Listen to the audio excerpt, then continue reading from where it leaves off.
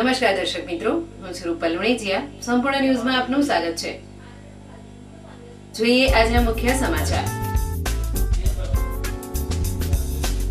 સગીરા ઉપર દુષ્કર્મ આચરનાર નરાધમને 7 વર્ષની કેદની સજા ફટકારતી ડીસા કોર્ટ. દાંતીવાડાના રતનપુર ગામે 1.5 વર્ષ અગાઉ 8 વર્ષની બાળકી ઉપર નરાધમે ગુજાર્યો હતો બળાત્કાર. મુક્તેશ્વર મઠના સાધ્વી જયશ્રીગીરીને વડગામ પોલીસ મથકે લઈ જવાય. આ એક્ટના ગુનામાં વડગામ પોલીસે સાધ્વીની પૂછતાછ હાથ ધરી.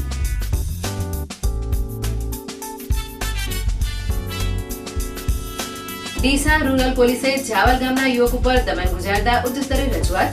પોલીસે યુવકને ગોંધી રાખી ઢોરમાર માર્યો હોવાની રાવ.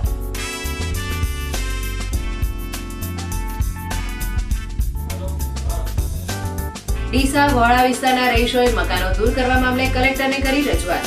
પાલિકાએ 750 પરિવારોને મકાનો હટાવી દેવા નોટિસો આપતા ભભૂક્યો રોષ. સંપૂર્ણ ન્યૂઝ આપની આંગળીના ટેરવે. આપના એન્ડ્રોઇડ મોબાઈલના પ્લે સ્ટોરમાં જઈ સંપૂર્ણ ગુજરાતની એપને ડાઉનલોડ કરો તથા ઇન્ટરનેટ ઉપર સંપૂર્ણ ન્યૂઝ જોવા લોગિન કરો www.youtube.com/સંપૂર્ણ. જોઈએ સમાચારો વિગતવાર. દાંતીવાડા તાલુકાના રતનપુર ગામમાં શાળામાં ભણતી 8 વર્ષીય સગીરાને ઉઠાવી જઈ દુષ્કર્મ આચરનાર નરાધમને ડીસાની એડિશનલ સેશન્સ કોર્ટે 7 વર્ષની સખત સજા ફટકારતા કોર્ટ પરિસરમાં સન્નાટો વ્યાપી ગયો હતો. આ સમગ્ર ચુકાદાની વિગત એવી છે કે દાંતીવાડા તાલુકાના રતનપુર પ્રાથમિક શાળામાં 3જા ધોરણમાં અભ્યાસ કરતી બાળકી શાળાએથી છૂટ્યા બાદ ગામની ખેત તલાવડીમાં રમવા ગઈ હતી. તે બાદ ઘરે જતી વખતે પગમાં કાંટો વાગ્યો હતો. ત્યારે તેની એકલતાનો લાભ લઈ વિકાજી તલાજી ઠાકોર નામના યુવકે તેને બાજુમાં આવેલી બોરડીની પાછળ લઈ ગયો હતો અને તેના મોં પર હાથ દબાવી તેની મરજી વિરુદ્ધ દુષ્કર્મ આચર્યું હતું, જેથી તેને મોં પર પણ ઈજાઓ થઈ હતી. બાદમાં સગીરા નજીકમાં આવેલા તેના સંબંધીને ત્યાં જઈ હકીકત જણાવતા તેના પરિવારને જણાવ્યું હતું, જે અંગેની ફરિયાદ તારીખ 8 જુલાઈ 2015 ના રોજ દાંતીવાડા પોલીસ મથકે નોંધાઈ હતી, જેમાં પોલીસે આરોપીને ઝડપી પાડી ડીસાની નામદાર કોર્ટમાં ચાર્જશીટ રજૂ કરી હતી. તેમજ આ કેસ બીજી એડિશનલ સેશન કોર્ટમાં ચાલી જતા સરકારી વકીલ નીલમબેન બ્રહ્મભટ્ટની ધારદાર દલીલ અને પુરાવાઓને ધ્યાને લઈ જજ એસપી વ્યાસે આરોપીને 7 વર્ષની સખત કેદની સજા ફટકારી છે. સમાજમાં દાખલો બેસે અને ગુનેગારો ગુનો કરતા અટકે તેવા હેતુથી સજા ફટકારતા કોર્ટ પરિસરમાં સન્નાટો વ્યાપી ગયો હતો. પાલનપુર ખાતે બનાસકાંઠા જિલ્લા યુવા ભાજપાના નવનિયુક્ત પ્રમુખ અને મહામંત્રીઓને શહેર ભાજપ યુવા મોરચા દ્વારા સન્માન સમારોહ યોજવામાં આવ્યો હતો. બનાસકાંઠા જિલ્લા યુવા ભાજપ મોરચામાં ખંતથી મહેનત કરનાર અને પાલનપુર શહેર યુવા ભાજપના પ્રમુખ તેમજ જિલ્લા યુવા મોરચાના મહામંત્રી પદની જવાબદારી સંભાળનાર હરેશભાઈ ચૌધરીની જિલ્લા યુવા મોરચાના પ્રમુખ તરીકે નિમણૂક કરવામાં આવી છે અને મહામંત્રી તરીકે રામસિંહ રાજપૂત અને પ્રકાશભાઈ ઠાકોરની નિયુક્તિ કરાતા પાલનપુર શહેર યુવા ભાજપ દ્વારા જિલ્લા યુવા મોરચાના નવનિયુક્ત સુકાનીઓને સન્માનવા માટે પાલનપુર સર્કિટ હાઉસ ખાતે સન્માન સમારોહ યોજવામાં આવેલ, જેમાં શહેર પ્રમુખ મુન્નાભાઈ ગુપ્તા, યુવા મોરચાના પ્રમુખ જસવંતસિંહ વાઘેલા દ્વારા જિલ્લા યુવા મોરચાના પ્રમુખ હરેશ ચૌધરી, મહામંત્રી રામસિંહ રાજપૂત અને પ્રકાશભાઈ ઠાકોરનું પુષ્પગુચ્છથી સ્વાગત કરવામાં આવેલ અને શુભેચ્છાઓ પાઠવાઈ હતી. બનાસકાંઠા જિલ્લાના ડીસા શહેરમાં એક શિક્ષિકા પત્ની પર પોલીસ પતિ દમન ગુજારતો હોવાની ઘટના સામે આવી છે અને અત્યાચારનો ભોગ બનેલી મહિલા હાલમાં ડીસા સિવિલ હોસ્પિટલમાં સારવાર હેઠળ છે, જે અંગે તેણે સ્થાનિક પોલીસની મદદ લઈ ભુજ આઈજી રેન્જ આઈજી સુધીની મદદની માંગ કરી છે. ડીસા સિવિલ હોસ્પિટલની પથારીમાં પડેલી આ મહિલા બીમાર નથી, પરંતુ તેના જ પતિ દ્વારા ત્રાસ ગુજારી ઢોર માર મારતા ઇજાગ્રસ્ત હાલતમાં સારવાર હેઠળ છે. ભિલોડા ગામના વતની કોકિલાબેન મોરીએ 19 વર્ષ અગાઉ અરવિંદ અસારી નામના વ્યક્તિ સાથે કોર્ટ મેરેજ કર્યા હતા. દાંપત્ય જીવન દરમિયાન તેમણે 3 સંતાનોની પ્રાપ્તિ પણ થયેલી છે. તેઓ હાલમાં ટેટોડા પ્રાથમિક શાળામાં શિક્ષિકા તરીકે ફરજ બજાવે છે, તો તેમના પતિ અરવિંદ અંસારી પાલનપુરમાં પોલીસ કર્મી તરીકે ફરજ બજાવે છે. પરંતુ છેલ્લા 4 વર્ષથી તેમના પોલીસ પતિ અન્ય સ્ત્રીઓ સાથે આડા સંબંધ ધરાવે છે અને તેમની પત્ની જ્યારે ઠપકો આપવા જાય ત્યારે તેમના પર દમન ગુજારી ઢોર માર મારવામાં આવે છે. તે દરમિયાન શાળાએ જતા કોકિલાબેને રોકી માથાના વાળેથી ઢસડી ઘરે લઈ જઈ બેલ્ટ અને બૂટ વડે માર મારી ગંભીર ઇજાઓ પહોંચાડી હતી. આ બનાવની જાણ થતાં જ કોકિલાબેનના માતા પિતા તેમના ઘરે દોડી આવ્યા હતા અને ગંભીર રીતે ઇજાગ્રસ્ત કોકિલાબેનને સારવાર માટે ડીસા સિવિલ હોસ્પિટલમાં ખસેડાયા હતા. છેલ્લા 4 વર્ષથી પોલીસ પતિનો અત્યાચાર સહન કરતી તેમની પુત્રીને અત્યાર સુધી તો તેઓ સમજાવીને રાખતા હતા, પરંતુ હવે રોડ પર અને જાહેરમાં તેનો પતિ માર મારતો હોવાથી તેઓએ સ્થાનિક પોલીસ મદદની લઈ ભુજ રેન્જ આઈજી સુધી લેખિત રજૂઆત કરી તેને કડક સજા કરાવવા સુધીની માંગ કરી છે. મુક્તેશ્વર મઠના સાધ્વી તેમના કાળા કરતૂતોના કારણે કાયદાની ચુંગાલમાં ફસાઈ ચૂક્યા છે, ત્યારે સાધ્વીની તકલીફો ઘટવાની જગ્યાએ વધી રહી છે. મુક્તેશ્વર મઠ ઉપર આધિપત્ય જમાવી બેઠેલી સાધ્વી શ્રી જયશ્રીગીરી વિરુદ્ધ ધાક ધમકી, ખંડણી, વ્યાજખોરી, હત્યા, મારામારી અને પ્રોહિબિશન જેવા ગુના દાખલ થતા રાજઘરાના જેવી જિંદગી જીવતા સાધ્વીને જેલવાસ ભોગવવાની નોબત આવી છે અને તેની પાપલીલાના કારણે સાધ્વી જયશ્રીગીરી દેશભરના બદનામીનો શિકાર બન્યા છે. આજે સાધ્વી જયશ્રીગીરીને પાલનપુર કોર્ટમાં રજૂ કરાયા હતા. બાદમાં ટ્રાન્સફર વોરંટથી તેમને વડગામ પોલીસ મથકે લઈ જવામાં આવ્યા હતા. વડગામ પોલીસે આર્મ્સ એક્ટના ગુનામાં આજે સાધ્વી જયશ્રીગીરીને ટ્રાન્સફર વોરંટના આધારે પાલનપુર કોર્ટમાંથી કબજો મેળવી વડગામ પોલીસ મથકે લઈ જવામાં આવ્યા હતા, જ્યાં તેમની પોલીસ દ્વારા પૂછપરછ હાથ ધરવામાં આવી હતી. આમ બેનામી સંપત્તિ અને દારૂના કેસમાં ફસાયેલી સાધ્વી એક બાદ એક નવી ઉલઝનમાં ફસાતા તેના કાળા કરતૂતોનો પર્દાફાશ થઈ રહ્યો છે.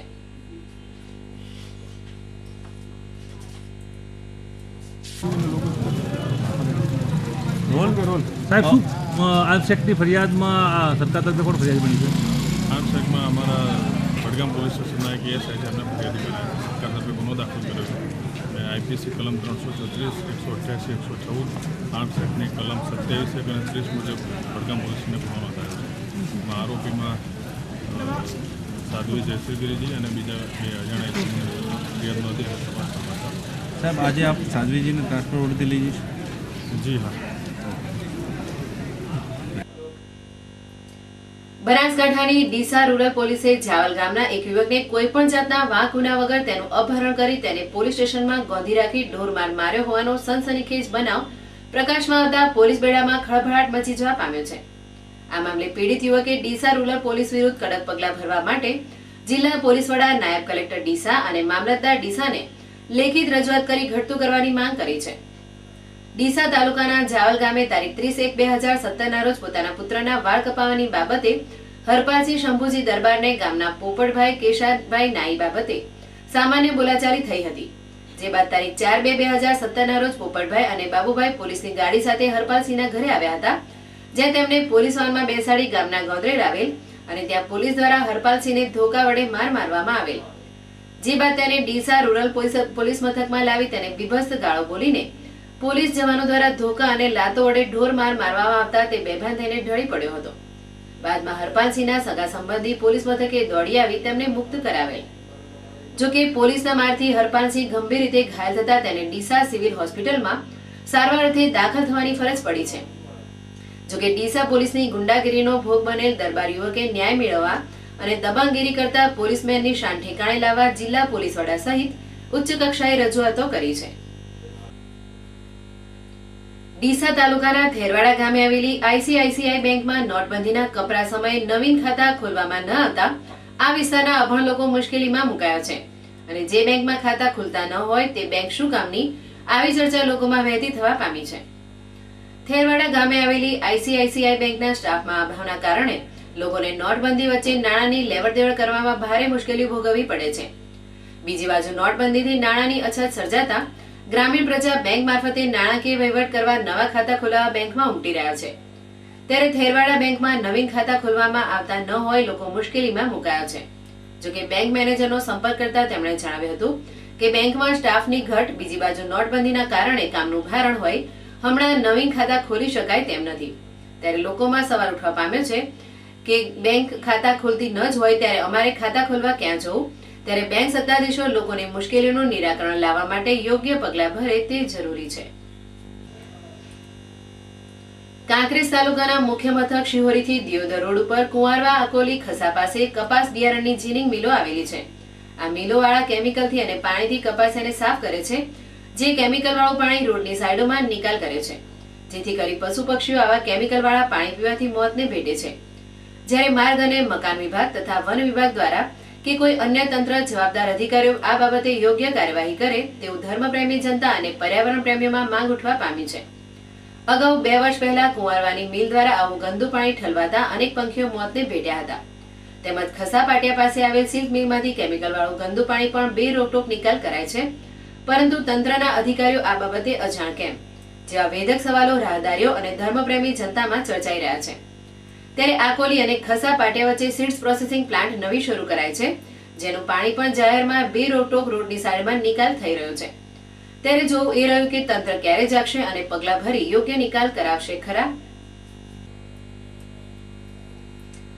બનાસકાંઠાના ડીસા શહેરમાં રેલવે સ્ટેશન રોડના વોહળા વિસ્તારની ઝૂંપડપટ્ટીને દિન 7માં દૂર કરવા માટે નગરપાલિકા દ્વારા નોટિસ ઇસ્યુ કરવામાં આવતા ભારે ખળભળાટ મચી જવા પામ્યો છે. જોકે આ વિસ્તારમાં મકાન વિહોણા અને ગરીબ તેમજ જરૂરિયાતમંદ પરિવારો પેટે પાટા બાંધીને કાચા પાકા મકાન બનાવીને વસવાટ કરી રહ્યા છે. ત્યારે 650 પરિવારો માટે કોઈ જ પ્રકારની વૈકલ્પિક વ્યવસ્થા કર્યા વિના જ ભાજપ શાસિત ડીસા નગરપાલિકા દ્વારા 650 પરિવારોને દિન 7માં પોતાના મકાનો દૂર કરવાની નોટિસો ફટકારાતા આ પરિવારોમાં હડકંપ મચી જવા પામ્યો છે. છેલ્લા 40 જેટલા વર્ષોથી વસવાટ કરતા 650 પરિવારો વીજ તેમજ પાણી કનેક્શન ધરાવે છે અને તેના બદલામાં દર વર્ષે નિયમિત પાલિકાનો વેરો ભરે છે. ત્યારે પાલિકાએ આ વિસ્તારમાં તળાવ બનાવી તેનું બ્યુટિફિકેશન કરાવી તેની યોજના બનાવવાની હોય આ જગ્યામાં વસતા લોકોને હાંકી કાઢવા માટે નોટિસો અપાતા વોહળા વિસ્તારના રહીશોમાં ભારે રોષ પ્રવર્તવા પામ્યો છે અને પોતાનો વસવાટ સ્થાયી રાખવા માટે આજે પાલનપુર કલેક્ટર કચેરી ખાતે પડાવ નાખી જિલ્લા સમાહર્તા સામે ન્યાયની દાદ માંગી હતી, જેમાં તેમણે પાઠવવામાં આવેલ મકાન દૂર કરવાની નોટિસોને પરત ખેંચવાની ઉગ્ર માંગ કરી હતી અને ગરીબોના મકાનો પાડી નાખવાની ગેરકાયદેસર યોજનાને બંધ નહીં રખાય તો પાલિકા વિરુદ્ધ ગાંધી ચિંધ્યા માર્ગે આંદોલન છેડવાની રહીશોએ ચીમકી ઉચ્ચારી છે. સાથે ભાજપ શાસિત નગરપાલિકાના અણઘડ વહીવટ સામે આક્ષેપો કર્યા હતા. આ હતા અત્યાર સુધીના સમાચાર. વધુ સમાચાર સાથે ફરી મળીશું. નમસ્કાર.